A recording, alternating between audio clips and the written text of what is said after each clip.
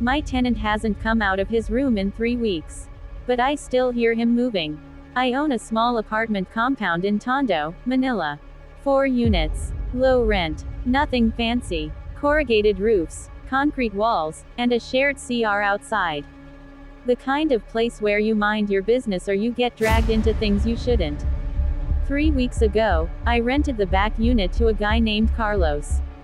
Quiet, mid-30s. Said he just moved from Cebu. Paid 3 months advance, no questions asked. I don't need anything fancy, sir. Just peace and privacy. He never spoke to the other tenants. Didn't even use the shared CR, he had his own pail and pan inside. But 2 weeks ago, I noticed something off. It started with the smell. Rotten. Sweet. Metallic. Like dead meat left in the sun. I thought maybe it was a dead rat under the sink. But then my other tenants started complaining. Sir, it's coming from Carlos' unit. We smell something. I knocked. No answer. But I heard shuffling inside. Heavy. Like furniture being dragged. So I let it go. But the smell got worse. 3 days ago, during a heavy rain, water leaked into the hallway. And it turned red. Not dark brown, not rust. Red. I followed the thin, diluted streak. It started under Carlos' door. I knocked harder this time. Carlos, are you okay? Are you hurt?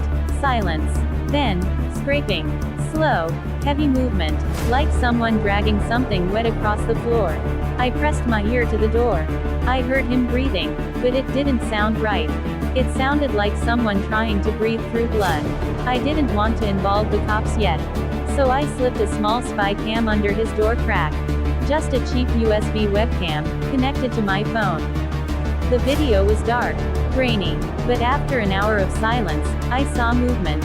Not Carlos, but a pair of bare legs. Pale, bruised, too thin, walking back and forth, then they stopped in front of the camera. And crouched. I saw eyes. Wide, red, crying, and full of something pleading. Then a hand reached out, tried to cover the camera from inside. I called the police, they broke the door down. Carlos wasn't there. Instead, they found a makeshift room inside a room. The walls were padded with cardboard. No windows. The only light was a dangling bulb tied to a rope. And inside, was a girl. Barely 18. Naked. Filthy. Alive. Chained by the ankle to a steel bar drilled into the floor. She couldn't speak, just kept shaking her head and crying. There were bags of food. Water bottles. Sleeping pills. Zip ties, and a notebook. And in that notebook, drawings. Dozens of them. Me. My wife. The store lady across the street. My youngest son. And below every sketch, was a date. Carlos is still gone. It's been 3 days. No sign of him. The police say he might have escaped when the rain got heavy. They're investigating but moving slow. Too slow. I still hear things in the compound at night. Faint tapping. Movement on the roof. Like someone waiting. I installed new locks. But today, someone left a note under my door. It was torn from Carlos' notebook. Just 4 words written in jagged handwriting. I'm not done yet. If someone rents your cheapest room, pays up front, doesn't speak, and never opens the door, don't wait for the smell. Because sometimes, they're not renting space to live.